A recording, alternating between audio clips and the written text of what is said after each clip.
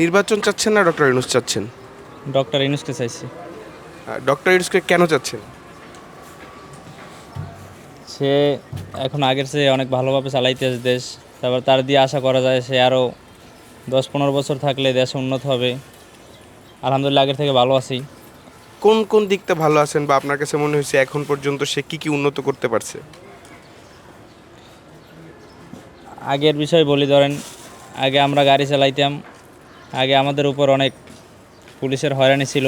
এখন ওই হয়রানি থেকে আমরা ভালো আছি, হয়রানি করে না। কিরকম হয়রানি হইতো? এই ধরেন আগে আমরা যখন ট্রিপ মারতাম তখন আমাদের দাঁড় করাইয়া রেকার বিল করতো 1200 টাকা। আর রেকার বিল না করলে ডাইরেক্ট মামলা দিয়ে দিত। আমার কাগজপাতি গাড়ির সব কিছুই ওকে।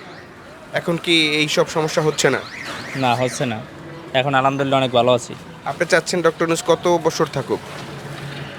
আমি চাইতেছি সে 15-20 বছর থাকুক।